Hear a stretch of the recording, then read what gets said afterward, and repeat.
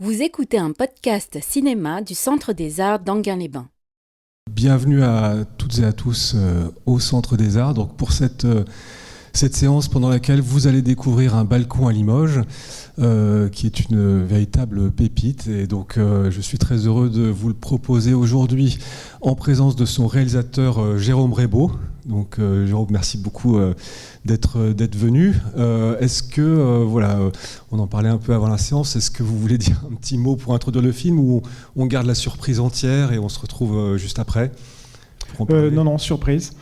Je veux surtout ne rien dire, sauf que je serai très heureux de répondre à vos questions et d'écouter vos remarques si vous en avez tout à l'heure. Voilà, donc on va se retrouver juste après. C'est une séance qui donc est accompagnée par Mathieu Macheret également, que vous retrouvez ici une fois par mois. Et malheureusement, Mathieu est retenu dans les transports. Il va arriver et donc il sera avec vous pour animer la séance juste à l'issue de la projection. Voilà, et merci beaucoup. On se retrouve donc juste après. Très bon film à toutes et à tous. Bonjour à tous, désolé pour ce retard. On était très contents et on est très heureux d'avoir Jérôme Rebaud avec nous pour cette petite discussion autour d'un balcon à Limoges, un film avec Jean-Paul qu'on a trouvé très beau et qu'on avait très envie de vous montrer, un conte cruel comme ça qui va appeler, je pense, la discussion. Ma première question, c'est tout simple, on a lu que le film était tiré d'un fait divers réel qui était advenu. C'est toujours intéressant la façon dont le cinéma s'inspire, reprend, décortique des faits divers, parce qu'on a l'impression que c'est tout de suite une espèce de flash, de focalisation très forte sur la vie domestique, les choses, ce que Duras appelait la vie matérielle, quoi. Que tout à coup, on a comme ça, oui, une espèce de retour sur cette vie-là, sur ce monde domestique, qui n'est pas si souvent filmé. Et on se dit des fois il faut peut-être une tête coupée pour pouvoir filmer un four, quoi, vraiment, et de manière un peu inattendue. Alors qu'est-ce que c'est que ce fait divers, comment est-ce que vous l'avez déniché et eu envie de... Le fait divers est pas à l'origine du projet. À l'origine du projet, c'est vraiment par rapport au Covid. C'est la période du Covid qui m'a plutôt fait réfléchir, et notamment la passion que nous avons presque tous eu, 70 millions de Français, à suivre les instructions qu'on nous donnait parce qu'il fallait faire la guerre au Covid. Voilà. Donc on mettait les masques, on enlevait les masques, on mettait les masques, on enlevait les masques, et on le faisait parce qu'on croyait que c'était bien, parce qu'on nous disait que c'était bien, parce que la société nous disait que c'était bien, et c'est comme ça que fonctionne une société. Mais je me disais quand même, parfois on va un peu loin dans cette passion de se conformer à une règle, et je me disais que je voyais des gens autour de moi qui ne voulaient plus se conformer à aucune règle, qui s'en foutaient royalement, qui ne voulaient plus de banque, etc. Donc pour moi, c'est ça l'origine du projet. Sauf que, comme vous l'entendez, c'est un peu abstrait. Et j'étais un peu coincé dans le scénario, et j'ai repensé à ce fait divers, parce que effectivement, je suis particulièrement intéressé par les faits divers. Et j'ai pensé à ce fait divers qui mettait en scène ces deux femmes, et je me suis dit, elles sont exactement là. Ça ne sert à rien que j'aille inventer n'importe quoi, que j'aille chercher. Elles sont exactement là. Le réel, l'histoire m'a donné ces deux femmes, à peu près comme vous les avez vues là. J'ai changé très peu de choses. J'ai changé le lieu, la ville, enfin des choses comme ça dont on pourra peut-être parler si ça vous intéresse. Mais quasiment tous les actes, notamment criminels, sont exactement ceux-là. Et je me suis dit qu'en fait, comme souvent, le réel est beaucoup plus démentiel, délirant, extraordinaire, drôle, cruel, atroce que ce qui peut sortir de la tête d'un scénariste. Voilà. Donc je me suis dit, je vais simplement reprendre cette histoire et la mettre dans ce cadre-là, qui était mon cadre de départ. Mais pour répondre plus précisément à la question, oui, on a un concentré. On a vraiment un concentré de réel, de sensations, de sentiments, de passion. Tout ça dans un cadre, la fameuse phrase qu'on a dans tous les procès, c'est « Ah il était très gentil ». J'aurais jamais imaginé que. Voilà, oui, quand on voit une femme derrière sa fenêtre, on n'imagine pas forcément qu'elle peut découper sa copine en morceaux. Voilà. Et ce qui est très étonnant, je trouve, quand on découvre le film, c'est en effet à la fois se concentrer, comme vous dites, de réel, de réalisme et d'irréalisme aussi. C'est-à-dire que le film prépare ce virage criminel qui tout à coup semble une sortie de piste assez étonnante. On a l'impression que le film vogue aussi comme ça entre à la fois un ancrage très fort dans des décors, cette ville de Limoges, décors naturels, etc., tournés in situ, et puis une tentation aussi d'irréalité, avec un dialogue parfois littéraire, des références assez marquées. On cite Spinoza, il y a un voisin philosophe qui parle de téléologie, etc. Et donc voilà, il y a aussi une façon de varier les registres qui est assez étonnante, je trouve. Mais en fait, Spinoza, c'est le réel, en fait. C'est en fait moi mon problème, j'ai pas de problème, mais disons qu'une des choses que je n'apprécie pas au cinéma quand je suis à votre place comme spectateur, c'est une image toute faite du réel qu'on peut appeler réalisme. Voilà. Pour moi, le réalisme, il n'y a rien de plus anti-réaliste que le réalisme, en fait. Le réalisme tel qu'on peut le définir au cinéma aujourd'hui, c'est exactement l'inverse de la réalité. Donc le réalisme, c'est pas forcément des décors réels, effectivement, c'est une cuisine faite par un accessoiriste, c'est un bureau de France Travail fait par un accessoiriste, c'est son 15e bureau de France Travail, et on va avoir comme ça une espèce de vision qu'on rapporte au réel de ce que c'est qu'une discussion entre un chômeur et un employé de France. Mais en fait, dans la vie réelle, il y a des professeurs de philosophie, à Spinoza, il y a la téléologie, c'est pas un mot qu'on entend souvent au cinéma, mais tout ça, c'est des mots qui existent, c'est du réel. Et comme spectateur, je dois dire que j'apprécie particulièrement les films qui soit me proposent des virages, comme moi j'essaye de le faire dans ce film, un virage de tonalité entre le comique et autre chose, et soit tout simplement me font découvrir des mots, des couleurs, oui, le mot téléologie, peut-être qu'on ne le connaît pas. D'ailleurs, ça fait longtemps que le film est sorti, enfin au Festival de Locarno, c'est la première fois que le mot téléologie arrive ici dans une discussion. Pour moi, ça fait partie de ce que c'est que la beauté d'un livre que je découvre, d'un film. Il y a un livre, il y a un mot que je connais pas, j'y vais, ça peut me faire découvrir une espèce d'oiseau, quelque chose. C'est le réel. En fait, bon, c'est une phrase de Vecchiali, dans Femme, Femme, tout est vrai. Voilà. Dans ce film, tout est vrai, en fait. Même les noms des personnages. Pour moi, j'ai l'impression de faire de l'ultra-réalisme ou de l'antinaturalisme. Je ne sais pas si ces concepts sont cohérents, mais en tout cas, cette question du rapport au réel, je trouve qu'on est très très figé dans notre rapport au réel. Voilà, je trouve que nous sommes tous, en général, 1000 fois plus fous, délirants et drôles que les personnages qu'on voit dans beaucoup de films. Alors, puisque vous l'avez cité, Jérôme, ouvrons le tiroir Vecchiali. Vous avez consacré un documentaire, un portrait à Paul Vecchiali en 2012. Paul Vecchiali était un cinéaste français d'une petête bande un peu marginale, nommée du titre de sa société de production Diagonale, qui est l'une des dernières bandes vraiment du cinéma français, on peut dire, qui a commencé fin des années 70 puis qui a traversé les années 80. Méconnu, mais qui a créé une esthétique en fait, et qui aujourd'hui a une vraie influence.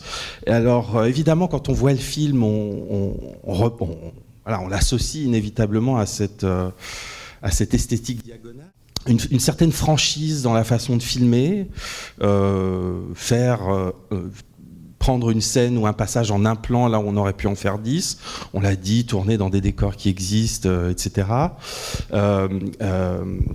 Et puis aussi une approche dont Vecchiali se revendiquait, c'est-à-dire la dialectique. Il qualifiait beaucoup son art de dialectique.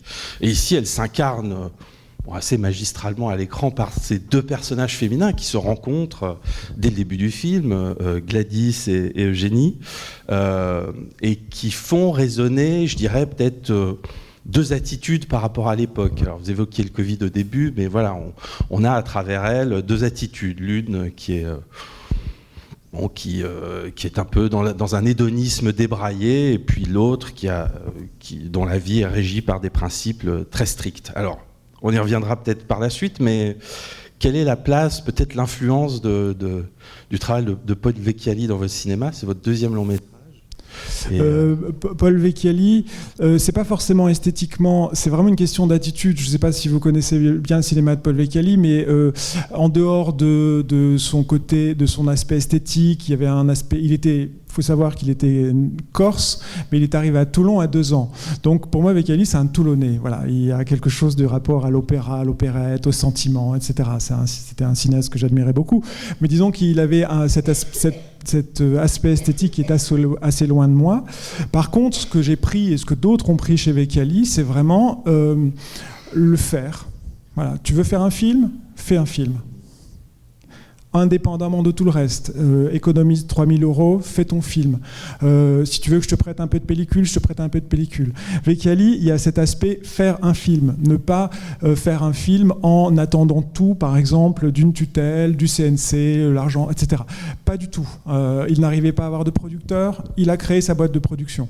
Donc c'est vraiment cette attitude-là, moi, qui m'a fasciné chez Vecchiali. Après, Vecchiali avait toute une bande, et dans la bande, il y a des cinéastes dont je me sens très proche, comme Jean-Claude Biette, par exemple, ou Jean-Claude Guiguet. Mais l'une des idées fortes de Vecchiali, c'est la dialectique. Peut-être que c'est quelque chose sur lequel vous avez des interrogations. Hein. Alors, Vecchiali n'a pas du tout inventé ce concept de dialectique, c'est juste qu'il l'a vraiment appliqué au cinéma d'une manière assez intellectualisée. Mais enfin, on peut remonter à Renoir, on peut remonter à beaucoup d'autres cinéastes, c'est-à-dire simplement l'attitude d'un cinéaste qui est de dire « je ne veux pas imposer un discours à mon spectateur ». Voilà, c'est aussi simple que ça. Et moi, je trouve que c'est une chose absolument essentielle, que le film ne soit pas un discours. Ni mon discours, ni le discours de quelqu'un d'autre. Le film propose des personnages, des situations, des tonalités, et chaque spectateur construit son parcours avec ces situations. Moi, un grand compliment d'un spectateur lors d'une des premières projections, ça a été « Ton film m'a mis très mal à l'aise, Jérôme, parce que au début, je trouvais que Génie était insupportable et j'adorais Gladys. Et puis 5 minutes plus tard, j'ai trouvé que Gladys était odieuse et invivable. Et je trouvais que Génie avait quand même raison de vouloir bien garder la société debout. » Et il me disait que pendant tout le film, il était passé comme ça du plus au moins. Que dans un plan, Gladys est belle, elle danse, il y a une joie de vivre. Dans l'autre plan, elle vole, elle arnaque. On se dit que sa vie est complètement nihiliste. Voilà. Et c'est exactement la même chose avec Eugénie. Moi, je trouve que c'est bien Eugénie, qu'Eugénie n'ait pas envie de communiquer le Covid avec ses mains. Bon, c'est aussi peut-être un peu exagéré. Donc, on change comme ça de sentiment vis-à-vis des personnages. Alors, Paul Vecchiali appelait ça la dialectique. Moi, je pense que c'est juste une question de politesse, c'est-à-dire de ne pas imposer aux spectateurs, de dire voilà, la cigale et la fourmi, hein, parce qu'on peut aussi penser à la fable de La Fontaine. Il y a la cigale, il y a la fourmi. La Fontaine se place dans le cadre d'une fable, donc il y a une moralité. Voilà. Moi, j'essaie de faire en sorte, si on peut reprendre le mot de conte, qu'il n'y ait pas de moralité. La moralité, c'est chacun qui construit sa propre morale en fonction des événements de sa vie et en fonction, peut-être, d'un film. Mais on disait tout à l'heure que on peut voir en Gladys et Eugénie 2 attitudes possibles par rapport à aujourd'hui, à notre époque, à ce qu'on a tous traversé, le Covid et ses suites. Mais est-ce qu'on ne peut pas avoir aussi, et ça ce serait justement le sens de ce que vous essayez de faire résonner aussi, 2 facettes de la personnalité humaine quelque part. On est dans un conte, on est aussi peut-être dans un conte philosophique, et quelque part on a aussi peut-être cette scission, et on a tous en nous une Eugénie et une Gladys, quoi. Non, mais bien sûr, Madame Bovary, c'est moi, et Eugénie Flan et Gladys Choseil, c'est moi, et je ne veux pas m'avancer, mais c'est peut-être aussi en vous que vous avez ces 2 personnages-là. Je comprends tout à fait qu'on est... Non, je vois que Madame là n'est... Vous voulez pas tuer vos voisins des fois?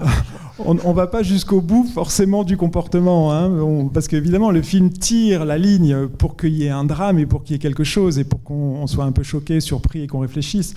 Mais disons que moi, en tout cas personnellement, je comprends absolument la nécessité du conformisme en société. Voilà, je suis pas du tout un anarchiste, et si j'étais un anarchiste, j'irais vivre tout seul sur une île, quoi. J'embêterais personne et je ferais mes lois. Mais je pense qu'en société, on a besoin d'avoir des lois. Et d'une certaine manière, Eugénie Flan, c'est un petit soldat du normal. Voilà. Bon, elle va un peu trop loin. Gladys, c'est pareil. Je trouve que c'est bien de temps en temps de se dire, bon, remplir les papiers des impôts demain, travailler demain, plus tard, c'est pas grave, j'arrête. Mais c'est pas non plus viable. Donc oui, moi personnellement, je me reconnais absolument dans les deux. Je veux dire que pendant la période du Covid, j'étais un peu comme Eugénie, complètement hypocondriaque. D'ailleurs, ça m'a un peu guéri le Covid, parce que je crois que ça, comme la société devenait hypocondriaque, les vrais hypocondriaques comme moi étaient un peu moins hypocondriaques, parce qu'on se dit si tout le monde est fou, c'est qu'il y a un problème, donc peut-être qu'il faut que je sois un peu moins focalisé sur ces questions de transmission. Mais oui, je suis les deux, oui, je pense qu'on l'est. Ouais, je pense aussi. Et parlons un petit peu de Limoges. Pourquoi cette ville de Limoges? Est-ce que c'est un lieu choisi en tant que tel, ou est-ce que c'est une sorte de province générique un peu plus large? Non, surtout pas générique. Je devais absolument choisir une ville dans la région Nouvelle-Aquitaine, parce que c'est elle qui donnait l'argent. Voilà. Je voulais une ville moyenne. Et je voulais une ville qui ne soit pas générique, mais chez qui ça résonne pour tout le monde. Voilà. Et donc, j'ai fait des listes. Voilà, Dax, Angoulême. Hein, et c'est Limoges qui est sorti, enfin qui est venu même dès le début, parce que grâce à la porcelaine de Limoges. Voilà. Moi, Angoulême, franchement, je connais pas. Dax, je connaissais le mot parce que j'aimais beaucoup la chanteuse Micheline Dax et la comédienne Micheline Dax. Mais Dax, moi, je suis né à Cannes, donc tout ce sud du pays, c'est sans doute ce que je connais le moins. Je connais beaucoup plus toute la partie est de Paris, à Cannes, quoi, les Alpes, etc.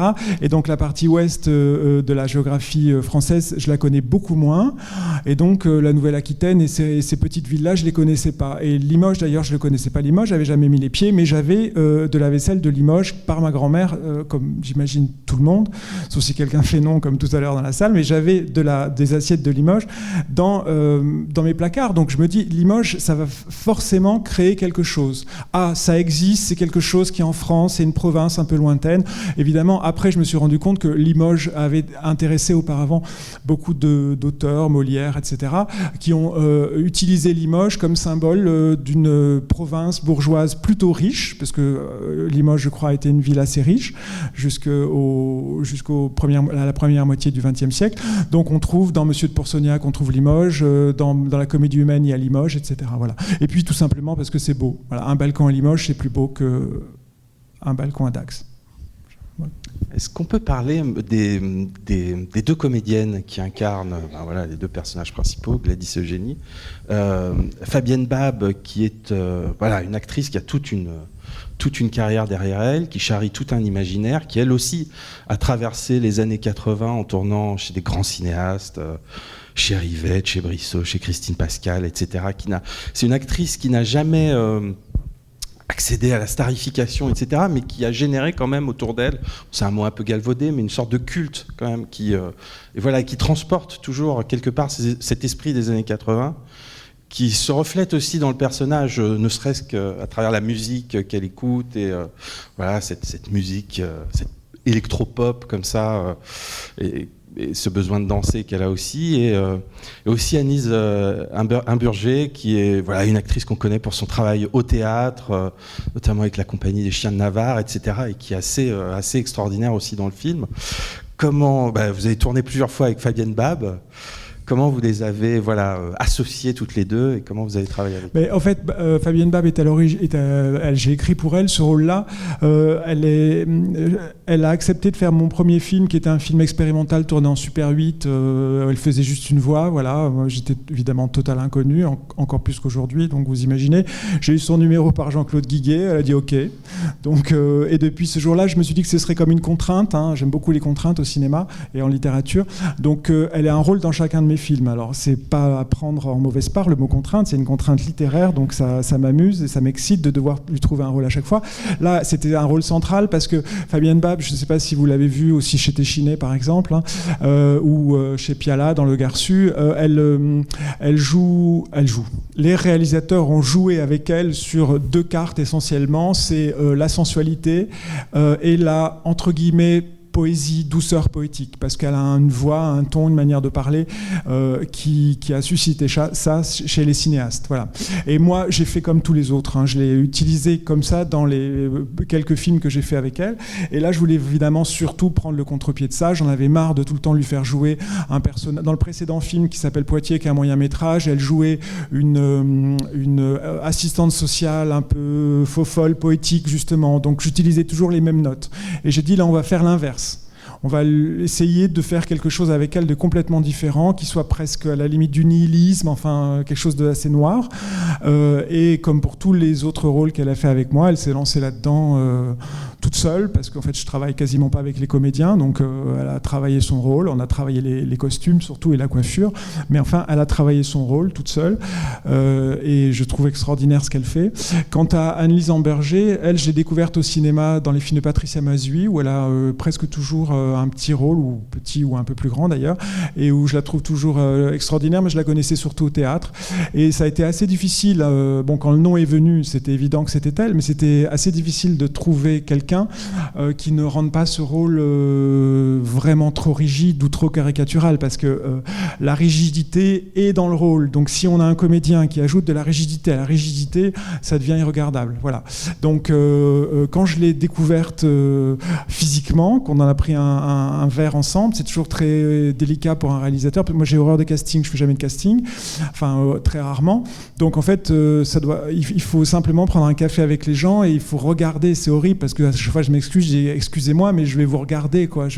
Alors elle parle et moi je la regarde comme ça et je me disais en regardant son visage, c'est vraiment elle, parce qu'elle changeait, son visage change beaucoup et je trouve que son visage change beaucoup dans le film. Selon la lumière, elle a des mines qui sont terrifiantes ou des mines qui sont désarmantes, des mines qui sont naïves, des mines qui sont belles. Je la trouve parfois très belle, je la trouve parfois dure et j'imagine qu'elle a travaillé ça. Je sais pas si elle a travaillé ça, encore une fois j'ai pas travaillé avec elle du tout non plus, mais en tout cas je suis très heureux parce que je trouve qu'elle n'enferme pas le personnage dans un enclos, et au contraire elle l'amène, elle fait tout le parcours avec le personnage jusqu'au bout, où je trouve qu'elle est très belle dans ce dernier plan dans la voiture avec l'enfant. Elle est presque, elle a rajeuni, hein, une fois qu'elle a ouvert les veines de sa copine.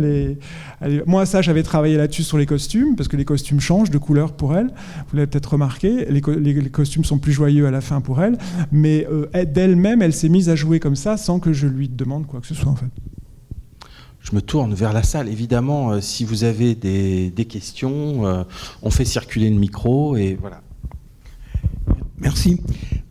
Le film m'a beaucoup intéressé. J'ai été surpris et un peu décontenancé quand même au départ. Vous parliez du réel. Alors je trouvais que les personnages n'étaient pas tous vraiment réels, notamment Tony qui va en boîte de nuit le soir. Vu son âge, je ne comprenais pas très bien. Il y en a un qui me paraît le plus irréel, c'est l'enfant. Et l'enfant m'a surpris, parce qu'un enfant de 2023, c'est à peu près ça, 2023, là, qui passe son temps à lire, qui obéit au quart de seconde, qui est d'un mutisme incroyable, qui aide sa maîtresse à ranger.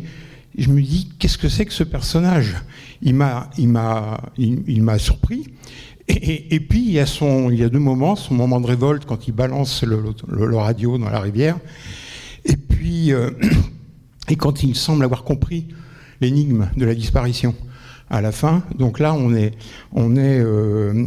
surpris. Puis deuxième remarque aussi, quand le personnage de Gladys ne veut pas aller voir les réfugiés ukrainiens, elle dit j'ai dit j'en ai rien à foutre. Bon ok, mais elle rajoute ils peuvent crever.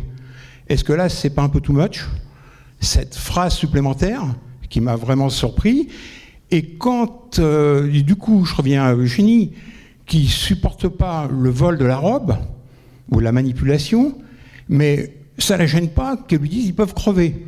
On continue à s'entendre et à être un compagnonnage. Alors il y a un contraste, une surprise, et puis la fin aussi, quand elle va polluer la rivière, d'une manière très tranquille, en étant tout à fait consciente de sa mission. Et là aussi, il y a un étonnement. Voilà, pour quelques remarques. Je vais rebondir d'abord sur Eugénie. Je pense que quand Gladys dit « j'en ai rien à battre de l'Ukraine et elle peut crever et la planète entière avec elle », moi je pense que ça choque profondément Eugénie. D'ailleurs, elle interrompt, elle dit « c'est pas possible ». Par contre, elle essaie de créer une relation, elle essaie de l'aider. Donc quand on essaie d'aider quelqu'un, on accepte même ce qui vous choque. Et là, le modèle, peut-être, Mathieu n'en a pas parlé, mais c'est Boudu sauver des eaux de Renoir. C'est-à-dire que moi, je ne sais pas si vous avez vu, parce que il y a des choses qui vous ont un peu choqué, mais moi, je me souviens que la première fois que j'ai vu Boudu sauver des eaux de Renoir, je devais avoir 20 ans, et j'étais outré, en fait. C'est-à-dire, je ne comprenais pas comment Michel Simon, qui interprète un clochard, comment il pouvait s'y maltraiter les bons bourgeois qui étaient vraiment gentils et qui essayaient de l'aider. Je ne comprenais pas. Ça me choquait. Je me disais, c'est pas possible. Voilà. Ça j'avais 20 ans. Et maintenant, je me retrouve à faire un film qui, sans le vouloir, je n'ai pas pensé à Renoir ni rien. Enfin, si, j'ai pensé à Renoir en fin d'écriture de scénario sur un détail qui est le crachat dans le livre de Balzac, parce que dans Boudu sauver des eaux, Michel Simon crache dans un des volumes de Balzac de ce bon bourgeois qui le recueille. Bon. Donc, moi, je pense qu'à ce moment-là, quand elle dit la planète entière peut crever, je pense vraiment que Eugénie est choquée, mais elle essaie de l'aider. Elle essaie de la sortir d'une situation où elle se dit, elle est tellement nihiliste que de toute façon, je ne vais rien répondre. Donc pour moi, là, elle est choquée. Peut-être plus profondément sur l'enfant. En fait, l'enfant, mon idée, c'était qu'il soit dans le décor, qu'il n'existe quasiment pas pendant une partie du film, un tiers, une moitié du film, et de construire petit à petit la relation. C'est-à-dire qu'en fait, c'est Gladys qui fait sortir cet enfant de son espèce de... C'est une tapisserie, en fait. Bon, moi, je pense par ailleurs que ça existe, les enfants qui crient pas et qui lisent. Enfin, voilà, ça existe, j'en connais. Mais on revient à la question du réel de tout à l'heure. C'est-à-dire, j'ai l'impression, moi, mais peut-être que je me trompe, qu'à chaque fois qu'on veut me refiler un enfant dans un film, il hurle. Voilà. Je sais pas, il y a un grand cliché du cinéma hollywoodien, qui malheureusement est dans le cinéma français, c'est les petits déjeuners. Je sais pas si vous avez remarqué, mais les petits déjeuners, moi, ça me rend fou. Je peux pas regarder une série américaine ou un film commercial français s'il y a un petit déjeuner. Parce que, oh là là, il y a la mère qui fait le jus d'orange. Enfin, il y a une espèce d'hystérie. Moi, j'ai jamais vécu des petits déjeuners comme ça avec mes parents, et pourtant, mes parents, c'était pas Eugénie. Un petit déjeuner, on n'est pas obligé tous d'être à la bourre. Donc, peut-être qu'il y a une manière de représenter, ce serait très intéressant, comment on représente en 2026 les enfants de 10 ans au cinéma.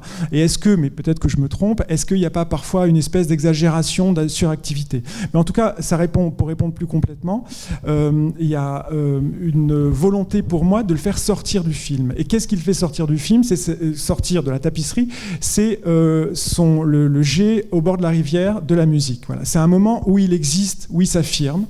Et petit à petit, Gladys va construire une relation avec lui, et le personnage de l'enfant a quasiment le dernier plan du film, en fait. Il a le dernier plan important du film, son visage, seul, comme ça, cadré comme ça, qui regarde le paysage. Et là, on peut se dire, qu'est-ce qu'il va vivre? Qu'est-ce qu'il va penser? Qu'est-ce qu'il va aimer de sa mère? Est-ce qu'il va l'aimer encore? Voilà. On se pose des questions, je ne donne pas les réponses. Mais en tout cas, pour moi, c'est volontairement que l'enfant change de statut dans le film. Je me permets une petite incise et je vous repasse la parole tout de suite. Je le trouve justement très le personnage de l'enfant, parce qu'on le sent déjà en identification avec sa mère, c'est-à-dire écrasé un peu par cet ordre maternel qui tombe sur lui. Et bon, ça existe totalement. Enfin voilà, je veux dire, il y a des enfants comme ça. Il y a une grande solitude aussi. Qui l'entoure, qui est créée aussi, qui est suscitée par sa mère.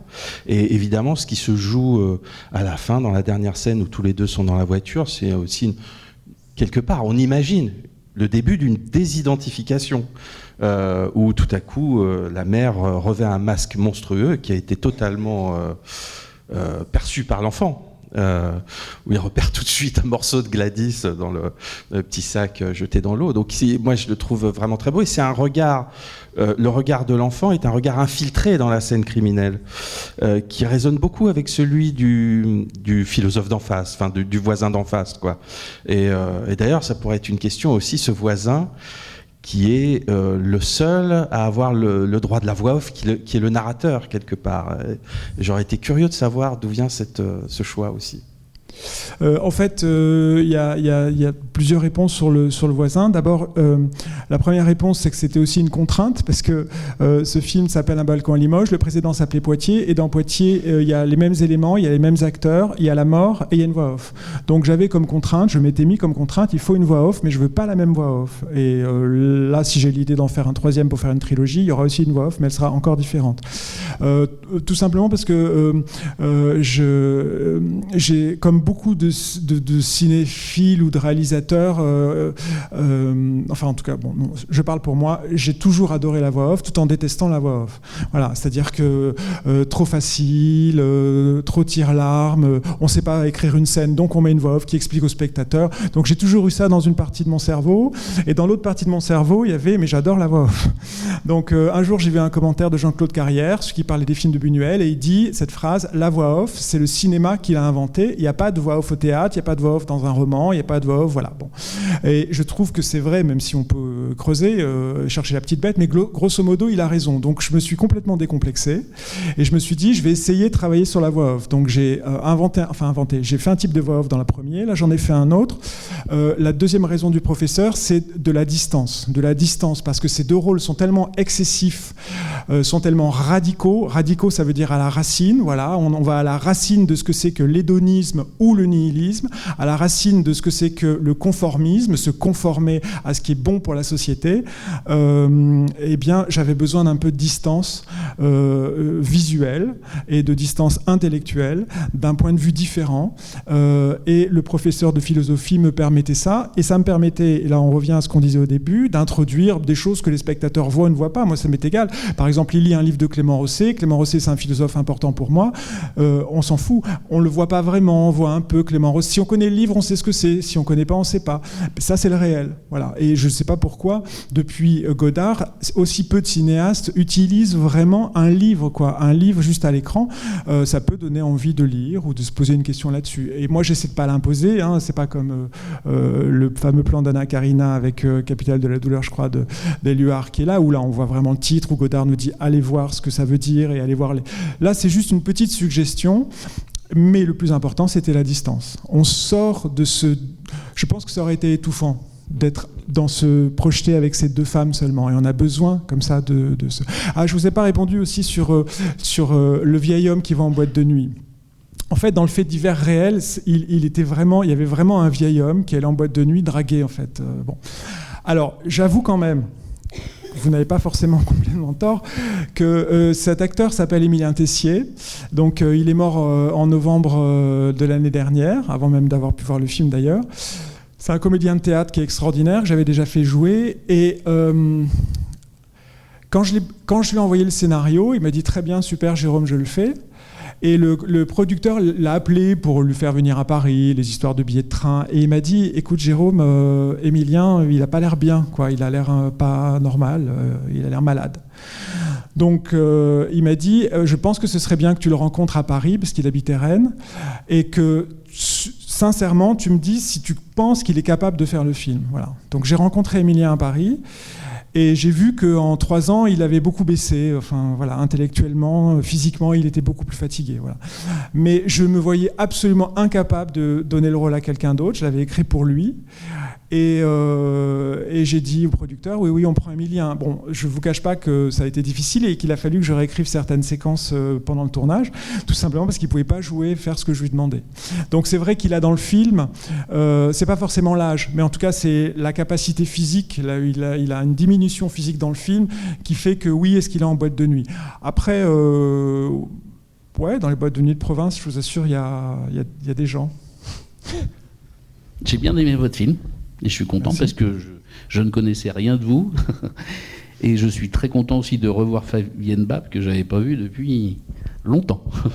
J'ai été très intéressé par ce que vous avez dit, évidemment. Mais il y a quelque chose qui m'étonne quand vous dites que finalement Limoges, vous l'avez choisi presque par hasard parce que la porcelaine. Parce que quand même, il me semble que Limoges, que je ne connais pas beaucoup non plus, c'est pas seulement la porcelaine, c'est quand même... je ne sais pas ce qu'on pourrait appeler la capitale de la diagonale du vide. Oui. C'est là où Chéreau prendront le train. Oui, dans lequel on apprenait, d'ailleurs, je ne sais pas si c'est complètement vrai, que c'est là qu'on trouve le plus gros cimetière d'Europe en taille.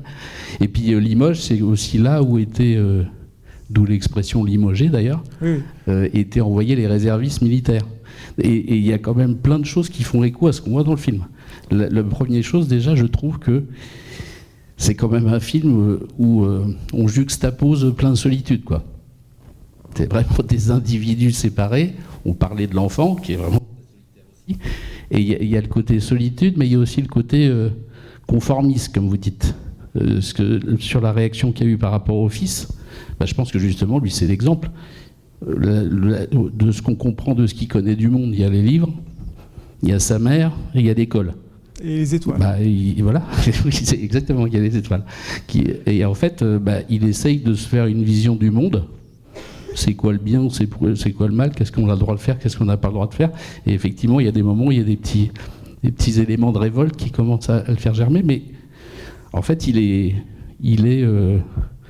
assez logique dans sa positionnement. Et donc, à l'arrivée, moi, je trouve que c'est un film qui est intéressant, qui est à la fois drôle, à la fois triste, mais dans la manière dont il est fait, franchement, ouais, c'est intéressant, quoi. Je pense qu'on a besoin de digérer encore après avoir eu ça. Et ça donne envie de voir les précédents et les suivants. Bon, merci beaucoup. Juste, la diagonale ou le triangle du vide, bien sûr. Hein, le précédent, c'est Poitiers, ça, c'est Limoges, et j'ai un projet pour faire Guéret. Et Guéret, voilà, sous-préfecture de la Creuse. Et là, on a vraiment un vrai triangle, et ça ferait une jolie trilogie. Voilà, peut-être un jour, l'année prochaine ou dans 2 ans, si j'y arrive.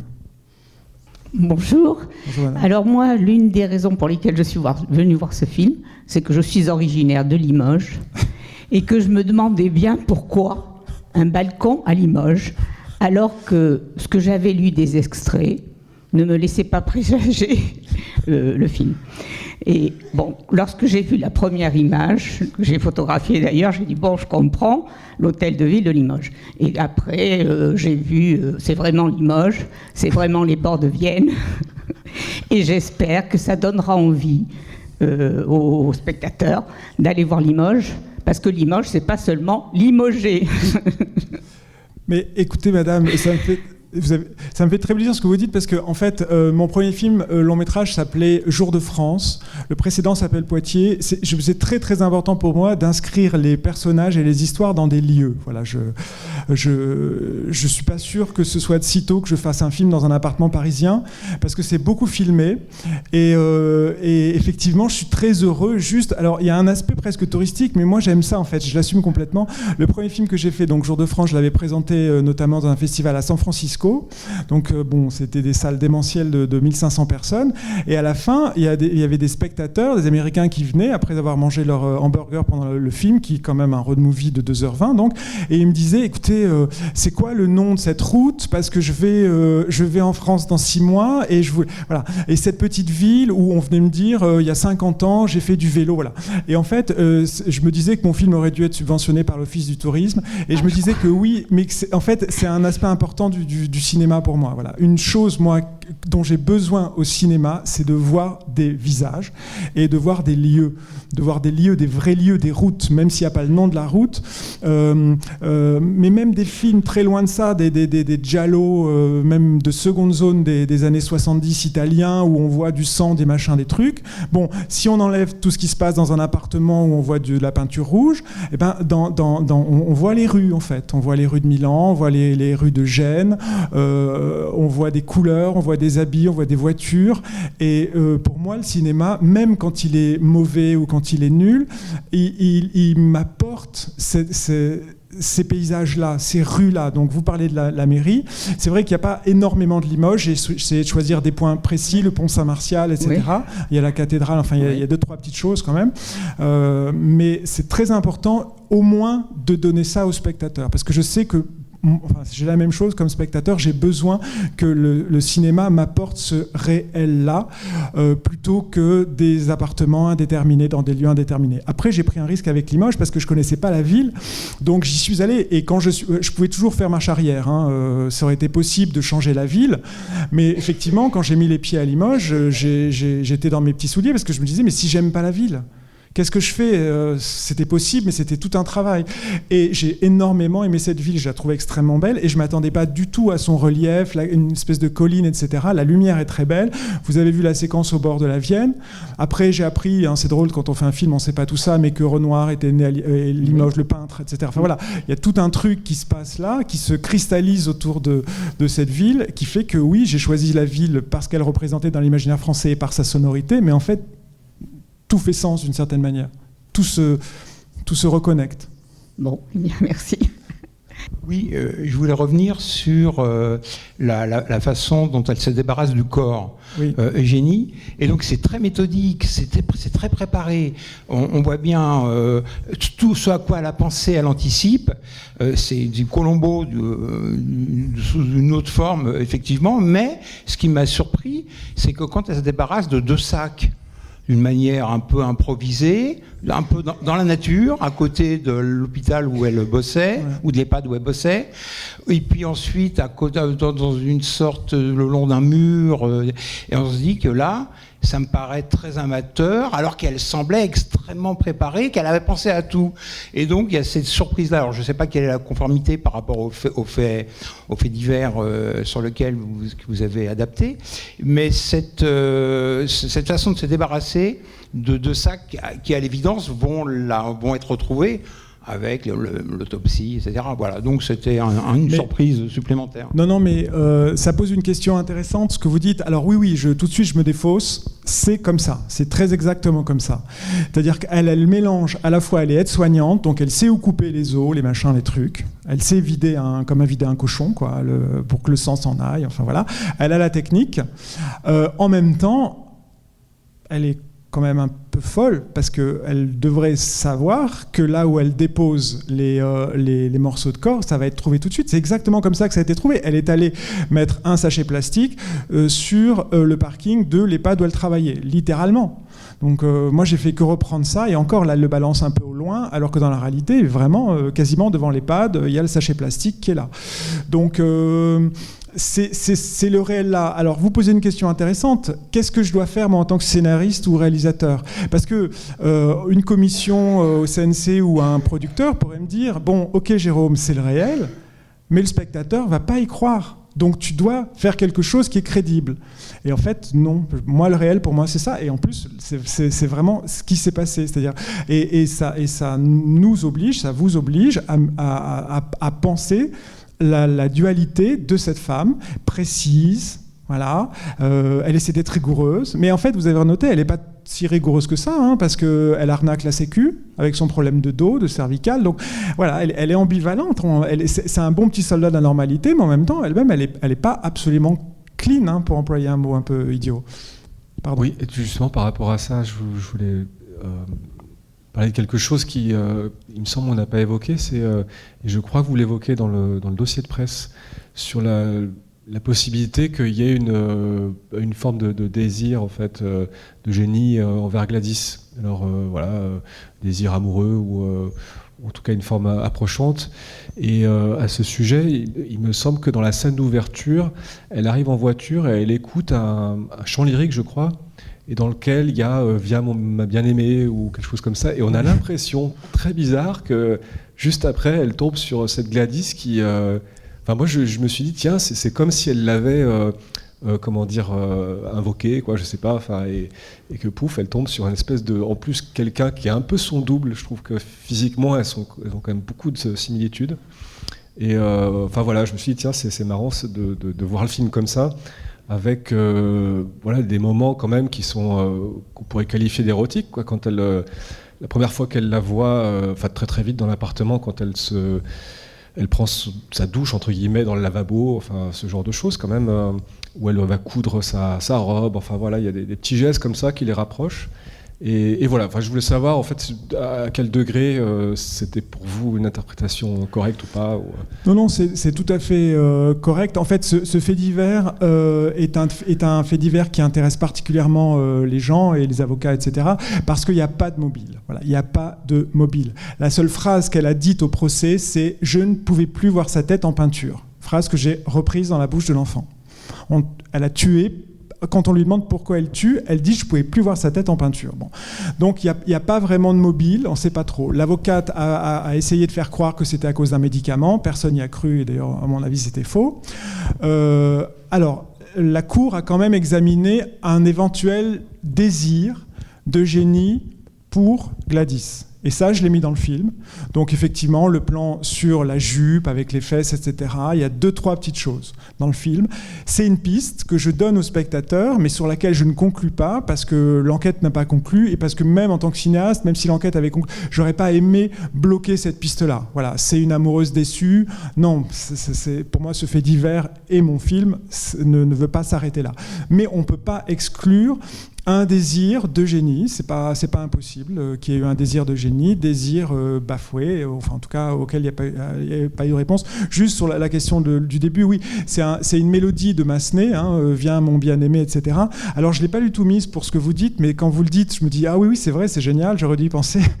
Je l'ai choisi parce que je me suis dit il faut que Eugénie, il faut pas qu'elle a quand même un cœur, voilà. Et pour moi, c'est un peu Madame Bovary. Vous voyez, c'est une mélodie, c'est ce qu'on appelait des romances. Donc, à la fin du 19e, c'est des romances, c'est-à-dire l'équivalent d'une chanson un peu facile. Donc, un texte un peu facile, ça s'appelle Nuit d'Espagne. Bon, le texte est quand même assez gratiné, disons. En tout cas, c'est le genre de texte qui plaisait beaucoup.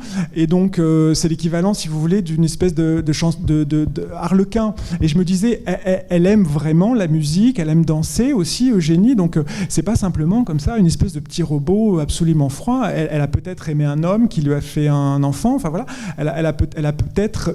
Et en tout cas, toujours dans cette idée de dialectique, elle n'est pas absolument une. Et moi, quand je la vois dans cette voiture, au début du film, je me dis oui, elle est emportée par la musique, elle est emportée. Mais après, c'est vrai que c'est tout à fait vrai qu'on voit Gladys qui tombe comme dans la chanson. Juste après, je passe la parole à Mathieu, mais pour juste poursuivre là-dessus, j'avais même pensé quelque chose peut-être un peu extrême, mais voilà un peu mon sentiment quand je vois le film. Moi, j'ai beaucoup de mal avec Eugénie dans le sens où voilà le côté hyper conformiste et qu'on sent quand même un peu hypocrite, quoi. Voilà, quelque chose d'assez insupportable. Voilà, moi ce que j'ai ressenti finalement, c'est que quand elle assassine Gladys, c'est abominable, c'est tout ce qu'on veut évidemment. Et en même temps, je me dis, c'est peut-être le moment où elle devient humaine pour moi. C'est-à-dire que en fait, elle ressentait quelque chose de tellement fort et qu'elle avait tellement refoulé, mais ça ressort à ce moment-là. Donc j'aime bien en fait ce contraste. Pour moi, j'ai trouvé ça très fort, quoi. Voilà. Non, mais je suis tout à fait d'accord. Plusieurs spectateurs m'ont dit des choses qui approchent de ce que vous dites, ou qui ont dit que finalement, elle veut l'aider. D'ailleurs, elle veut aider tout le monde, elle veut aider le monde entier. Et en fait, est-ce que son plus beau geste d'aide, c'est pas de la faire mourir? Voilà, tout ça, c'est absolument ouvert dans le film, et ça me semble intéressant de permettre aux spectateurs de réfléchir à ce que c'est qu'aider. Parce que je ne veux pas imposer moi-même un point de vue, puisque le film n'essaie pas de le faire, mais c'est vrai que moi, si quelqu'un veut vraiment m'aider, tout de suite, je me dis tiens, c'est bizarre, pourquoi il veut m'aider, quoi.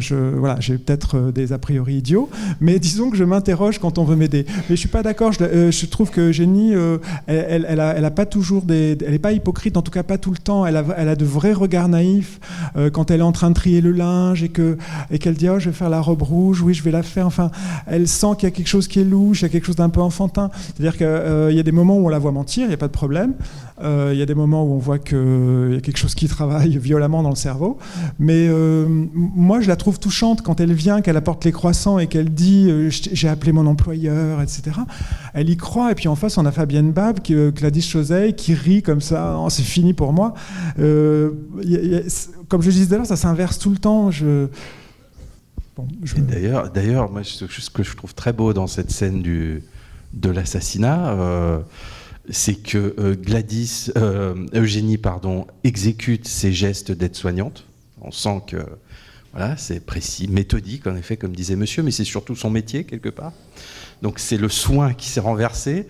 Et Gladys, on filme au moment de mourir, affiche un sourire quasiment de consentement. C'est très beau, je trouve. Mais voilà, mais alors je rebondis aussi. Moi, il y a des moments que j'adore dans le film. Il y a un humour, ça, c'est évident. Et je dirais même, il y a peut-être même des fois des des pointes satiriques. Il y a un passage assez génial où Eugénie croise un de ses anciens collègues, c'est à la fin sur le parking de l'EHPAD, et elle lui dit oui, bon, j'espère que ça se passe bien, je pense à vous, et je pense à nos anciens, j'ai une pensée pour eux. Et son collègue lui dit, mais tu sais, il y en a qui sont morts, et là on comprend qu'elle n'était pas du tout intéressée aux personnes réelles, mais à l'idée générale. Enfin voilà, elle est dans une forme de généralité. Bon, il y a le moment où son fils, l'enfant, dit maman, elle me dit qu'il faut toujours voter au centre parce qu'on est sûr de ne pas se tromper. Et puis il y a la scène assez délectable aussi où les deux, Gladys et Eugénie, sont deux profils de part et d'autre de l'écran de télévision où on voit Macron et ses ministres s'adonner à une allocution. Et voilà, alors je voulais sonder un petit peu c'est ce que j'appelle des pointes satiriques, mais on pourrait peut-être y déceler aussi, ce que je trouve vraiment délectable, une forme de mauvais esprit. De mauvais esprit ? Ouais. Est-ce que j'ai mauvais esprit ? Je sais pas. Je sais pas. Disons, alors Macron, écoutez, moi j'ai toujours un problème. Notre réel est rempli d'images d'Emmanuel Macron. Je me dis pourquoi on le voit jamais dans les films. Et c'est pareil avec les marques. Quand j'ai fait mon premier film, l'accessoiriste, on tournait dans un bar et elle avait mis des torchons sur les frigidaires Miko. Et je lui dis mais pourquoi tu mets des torchons ? Elle me dit mais il faut pas qu'on voit les marques. Alors je vais voir le directeur de production, je lui dis t'as un interdit de Miko ? Est-ce que Miko il me dit non, mais ça se fait pas au cinéma. Je dis ça se fait pas au cinéma, et donc on se retrouve avec des bars où il y a pas de marque. Dans un bar, il y a des marques, et puis il y a une télé qui diffuse BFM ou CNews ou France Info, voilà. Alors il faut payer les droits, voilà. Mais ce que je veux dire, c'est que c'est important pour moi qu'il y ait ce réel-là dans le film. Je sais que quelqu'un dans l'équipe m'avait dit mais t'as pas peur, Macron, ça va dater le film et ça va le vieillir. Bon.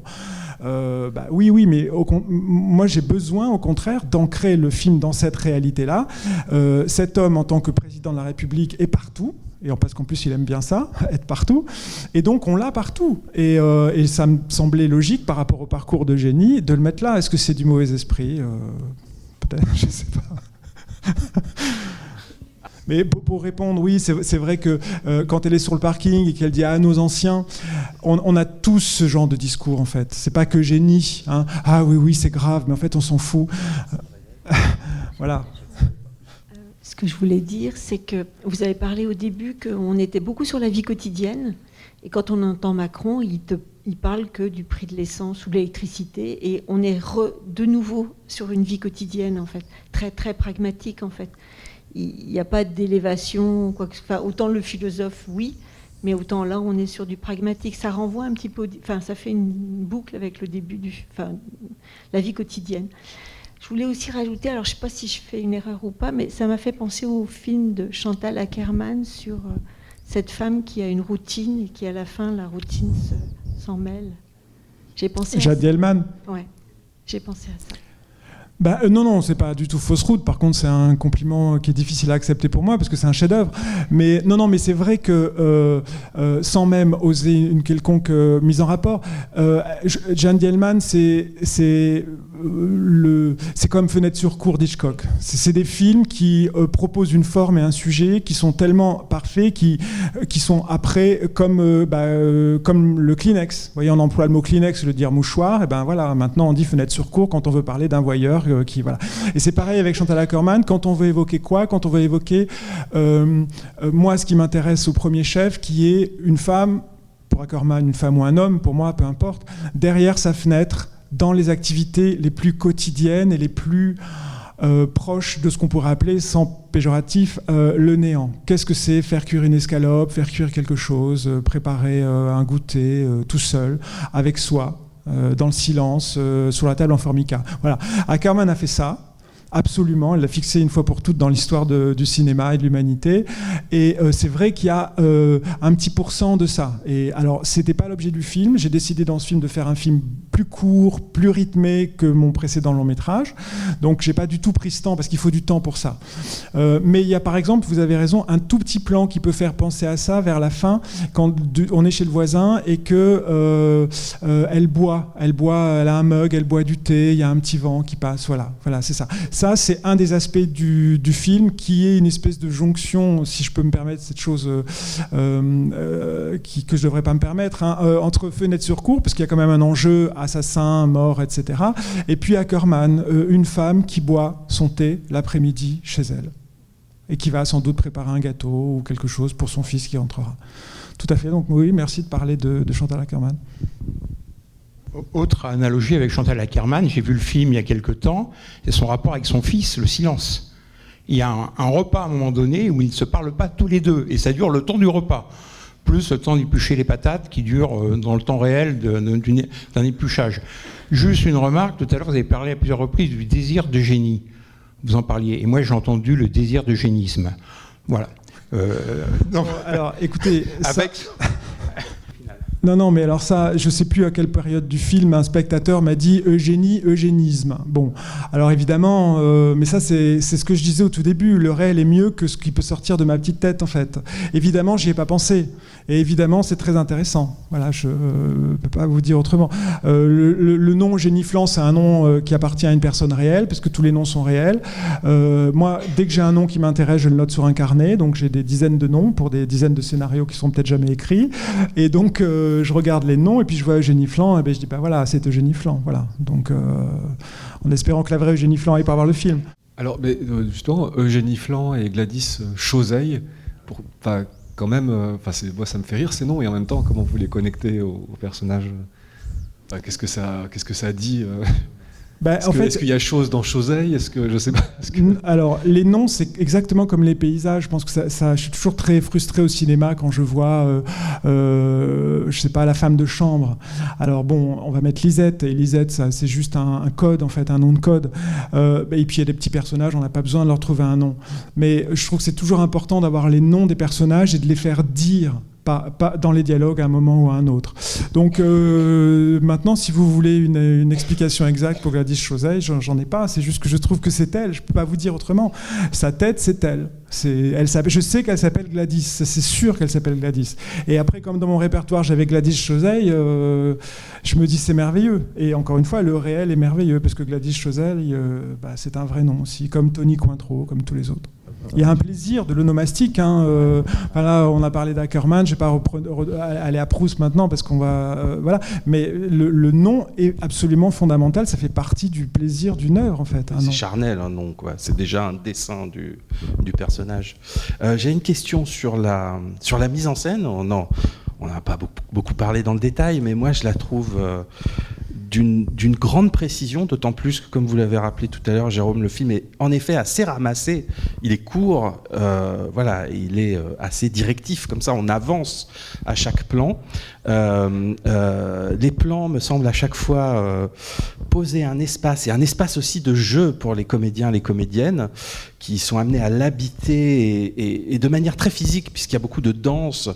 Gladys s'entraîne dans son obsession pour la danse, son désir de danser, comme ça aussi les autres personnages, ce qui révèle aussi par l'aspect physique des fois des gènes, tout aussi un autre dessin du personnage possible, et on sent que ça résonne aussi beaucoup avec une construction de l'espace, un parcours comme ça entre les intérieurs, les extérieurs, les rues de Limoges, la scène très renoirienne du déjeuner sur l'herbe aussi, avec des travelling assez discrets qui font tout à coup basculer les rapports entre les personnages. Comment vous élaborez, comment vous pensez cette mise en scène dans l'économie qui est celle d'un film comme celui-ci ? Alors là, il n'y a pas du tout de question d'économie. C'est-à-dire que j'ai eu tout ce que je voulais, il n'a rien dit, le producteur, j'ai eu tous les travelling que je voulais, il n'y a pas de problème. Même si le film est pauvre, j'ai quand même eu tout ce que je voulais. En fait, vous vous en rendez compte, j'ai aucun problème à blablater, à discuter, etc.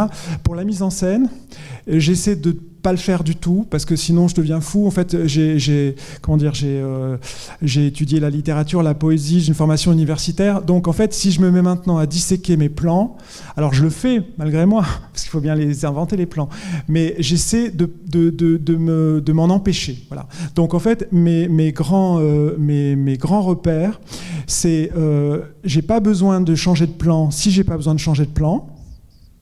Donc si je peux tout faire dans un plan, c'est plus rapide. ça coûte moins cher, ça crée du danger, ça crée des défis techniques pour les techniciens, ils adorent ça, ça crée des défis techniques pour les comédiens, ils adorent ça, un texte plus long, donc on y va. Donc je ne fais pas 2 plans si je peux en faire qu'un, même s'il dure plus longtemps. Première chose. Deuxième chose, ça rejoint peut-être la question de l'espace, effectivement. Si je mets la caméra quelque part, il faut que l'espace ait une signification absolue pendant le plan. Sinon, je recadre, et puis c'est pas compliqué. Donc si je choisis un cadre, chaque chose à l'intérieur du cadre doit avoir une signification, ça je veux pas en parler, mais en tout cas une fonction, une présence à l'image. Voilà. Donc fondamentalement, c'est les seules questions que je me pose. Après, je pense que comme tout réalisateur, en tout cas moi c'est un débat qui m'habite, c'est par exemple au pique-nique, il y a 2 travelling ou 3. Bon, il y en a quand même un. Alors, il y en a qui sont discrets, mais il y en a un qui est très visible. Hein. Le dernier plan, quand ils s'en vont, qui ramassent tout. Là, on m'a dit bon, t'es sûr, Jérôme, tu veux qu'il y ait les troncs au premier plan, parce que dès qu'on met des troncs au premier plan d'un travelling, on voit qu'il y a un travelling. Ça crée du mouvement dans le plan. Bon, et donc là, je me pose la question un peu, c'est l'aspect un peu mormon. Est-ce que j'ai vraiment le droit de montrer que je fais un travelling, ou est-ce qu'il faut toujours cacher l'art par l'art et essayer de rester discret? Et là, je me suis autorisé à faire ça parce que de toute façon, il faut toujours briser ses propres règles. Et puis aussi parce que je me suis dit, c'est le seul moment de transcendance du film. C'est le seul moment pour moi, hein, après le spectateur n'est pas du tout obligé d'y souscrire, mais cette nature, ce vent, ces arbres, c'est le seul moment où on a quelque chose de plus grand. Voilà, on voit des êtres humains tout petits et toutes ces histoires de découpage, de trahison, enfin il n'y a pas encore le découpage, mais elle essaie d'aider, elle veut pas, tout ça c'est rien du tout, il y a du vent. Voilà. Et pour moi, c'est 1 minute de suspens dans le film, et ça correspond, ou en tout cas ça allait bien avec, pour essayer d'emmener le spectateur vers ça, ce mouvement de travelling peut-être un peu visible, peut-être un peu souligné, mais voilà, donc c'est les questions que je me pose très concrètement, sachant qu'après, comme tout réalisateur, j'aime pas les zooms, alors il n'y en a pas, bon là il y en a un énorme au début, mais j'y suis arrivé, je suis arrivé à dépasser mon propre dégoût du zoom. C'était vraiment important parce que je voulais garder le panoramique.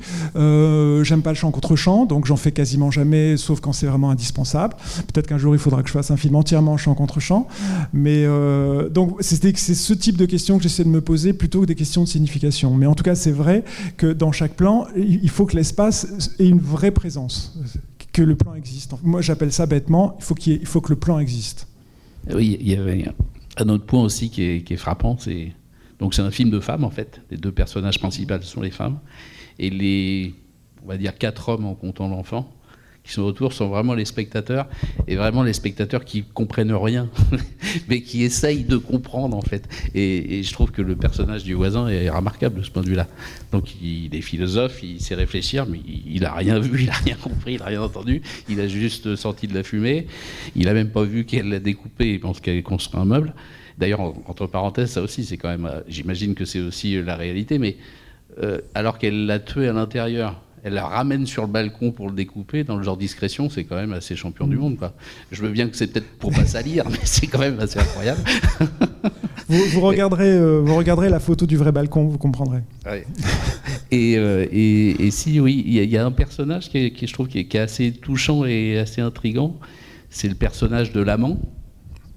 Parce qu'en fait, quand il est présenté au début par le personnage joué par l'acteur qui est décédé, on se demande si c'est pas quand même un truand, quoi. Enfin, il l'alimente, hein, voilà. Il est là pour l'alimenter. C'est ça. Et d'ailleurs, quand il revient, quand il y a les histoires de tri de vêtements, etc., il dit ah oui, c'était chez la vieille dame, machin. Et en même temps, il est quand même... il a l'air très amoureux, il a l'air vraiment de faire tout ce qu'il peut pour la comprendre. Et en même temps, il y a une ambiguïté, parce qu'on a l'impression que finalement, sur les premiers mots qu'il dit sur le balcon, finalement, peut-être il a complètement cerné la femme. Mais qu'il se dit, c'est pas possible qu'il n'y ait que ça. Et donc, il est tout le temps dans la recherche. Et l'autre moment où finalement il l'a comprise, c'est quand c'est à son insu, il a senti qu'elle était décédée, quoi. Non, mais moi c'est un personnage. En fait, ça vient de l'acteur Patrice Gallet et ça me touche beaucoup d'une manière générale, même s'il n'y en a pas beaucoup au cinéma, ce genre de personnage où on a un homme qui est plutôt beau, viril, etc., et qui est un amoureux éconduit. Voilà, c'est peut-être presque un truc qu'on pourrait imaginer dans du théâtre ou autre. C'est des types de personnages, des typologies de personnages que j'aime beaucoup. Ça marche toujours. Je suis très bon public de ça, même s'il n'y a pas beaucoup d'exemples dans le cinéma contemporain. Donc pour moi, c'était important ça. Je le trouve vraiment touchant. Après, oui, je pense qu'il a bien compris le fonctionnement de Gladys. Il connaît son histoire. Il sait qu'elle a perdu un enfant. Il donne des pistes d'interprétation, de compréhension pour le spectateur. Il sait ce dont elle est capable, le pire, le meilleur. Mais comme le veut la tradition, il ne peut pas, c'est sa suzeraine, hein, c'est pas de l'amour courtois, mais il ne peut pas ne pas l'aimer. Et il revient à la charge, alors qu'il sait qu'il est, pour elle, même pas un noble objet, en fait. C'est pour ça qu'il a ce tout petit plan au bord de l'eau de la Vienne, voilà, pour faire ressortir. Mais vous avez raison, il a cette prescience, il sent qu'il y a quelque chose, il a vraiment un lien. Mais ce lien ne le rend pas aveugle, l'amour ne le rend pas du tout aveugle. Il sait qu'elle est sur une pente d'autodestruction, puisque, comme il le dit, boum, boum, boum, le cul, le cul, le cul. Donc, est-ce que c'est possible de vivre avec juste ces deux mots, boum et cul? Enfin, c'est difficile. Merci pour votre prise de parole. Et merci Jérôme. Merci à vous. Merci pour vos questions. Merci.